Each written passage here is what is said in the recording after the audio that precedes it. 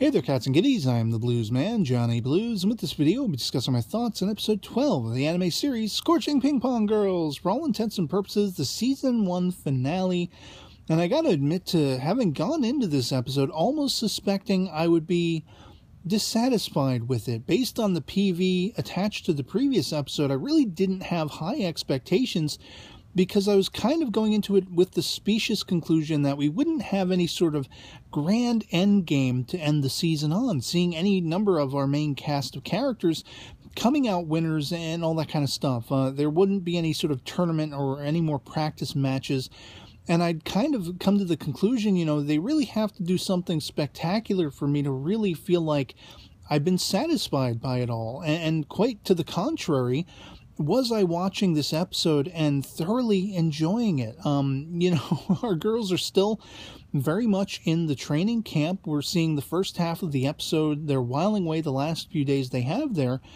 And they're still very much focusing on putting those puzzle pieces together of what their faults are in the gameplay and how to correct them. We see Coyote is very much living up to her promise in the previous episode to support Agari and help her figure that out while also getting something, a level of satisfaction for herself out of, practicing with Agari and everything like that. Everyone is taking it seriously, and what I really loved was that there was almost a passing of the torch motif going on, especially on the shoulders of Karuka and Musume, who are the third years and who are respectively going to be on their way out. This is kind of building up to their swan song as this season, I guess you could say, comes to an end. And I don't mean the anime season, I mean the gameplay season. This tournament is probably to be their last. And Karuka is very much sort of, presently aware of that. And she really wants to hold the hands, kind of, and teach the first years, the younger girls, the ones who are still just in the first infantile stages of the entire table tennis league. She wants to let them know, hey, you can be as good as we have been. You can be as good as we are. Practice, practice, practice. That kind of thing. And I thought it was really heartening, the little dialogue that she and Musume have in the hot spring, where she's outlining this and saying, I want them to know that they can be good. And we've had these same sort of background characters who kind of just blended in with the rest of the crowd.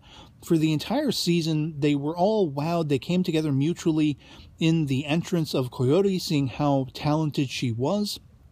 And here we kind of have things come full circle, where I almost feel like these first years stepped up. They became a little more recognizable to me. I still don't know their names, but they stood out to me in this episode as like, wow, these are like the next generation. It's like we're seeing the next inevitable players on this league. And they felt like they were becoming akin to the main characters, the main cast. And I really appreciated that. I liked the idea of passing the torch and being mindful of those who are coming up behind us.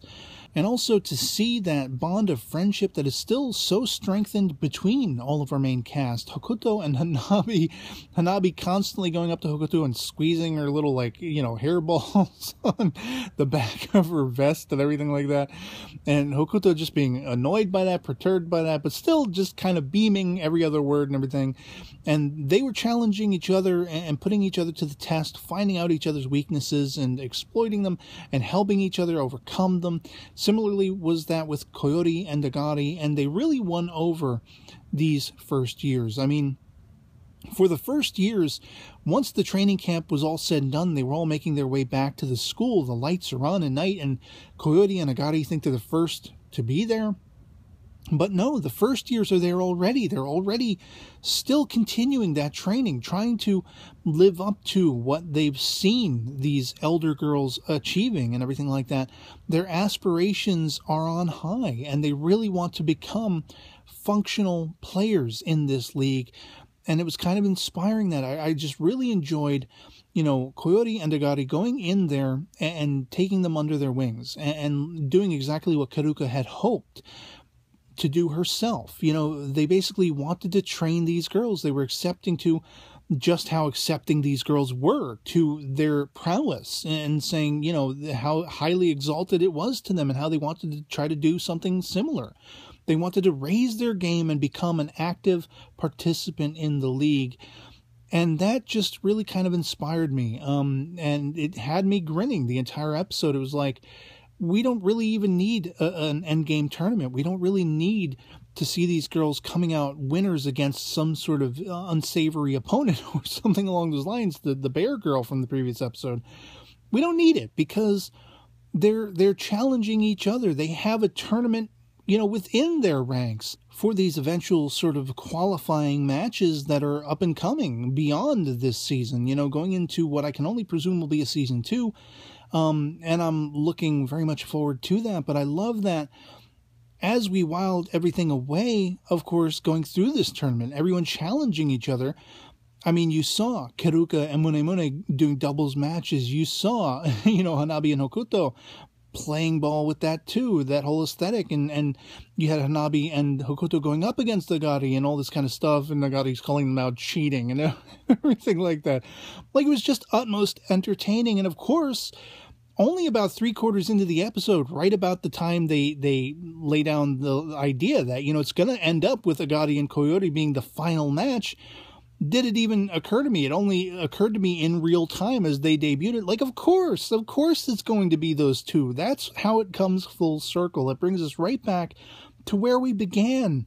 And whereas Coyote, defeated Agari all those matches ago, and that whole support between them brought back the Doki Doki excitement. We saw Nagari, I had said in the previous episode discussion video, she's kind of got to stop this tsundere effect where she really is begrudging and acknowledging what Coyote has done for her. And here we had a Nagari who actually, she was still kind of blushing and still kind of a little bit mildly begrudging, but for the most part, she smiled in the face of Coyote. She appreciated what Coyote has allowed her to do and allowed her to accomplish with that forehand smash. She's been practicing and practicing and practicing, and she was finally able to bring it back full force by the end. And we see the girls hug, and it's happy times, and everything is awesome. And I was just really thoroughly satisfied by the idea that it all came full circle for Coyote and Agari, respectively, and most notably. And of course, as the end credits roll, it's quite intriguing. We get a glimpse of a new team on the horizon, and Coyote going up against that girl who started this out at, the beginning of episode 1 that I always refer back to as being very much akin to, in character design, Homoda Akemi from, Madoka Magica, with the dark hair and kind of a little bit of a malevolent face, a little more than a little bit. But it was interesting seeing, Kururi actually being part of the crowd and her whole team and even, Coyote's whole team all chanting for her to win, to take this girl down. And I feel like, between that match, that glimpse, a sort of flash forward to the future, between seeing this other party of players that are potential, opponents to our main girls, with the bear girl being among them, it just gets me excited for the potential of a continuation of this series. And I didn't feel at all, one iota, dissatisfied, as I assumed I might going into this finale episode. It satisfied me in more ways than one, which was very unexpected, pleasantly so. And I enjoyed this series overall. I can't wait to see more eventually as it hopefully continues in the not too distant future. I don't know when that'll be. Have to keep my eye out for announcements. If anyone has a heads up on that, feel free to comment on this video anytime you find out. And so yeah, I'd love to hear from you guys in the comments below if you've enjoyed this series overall, and what's more, what you thought of this finale episode, if you were dissatisfied by it in any way, shape, or form, if you actually felt more in line with me, that it was actually quite satisfying and entertaining and enjoyable. And so yeah, otherwise that'll be pretty much it for me on this. Hope this video finds you well. I'll catch you all later. Peace.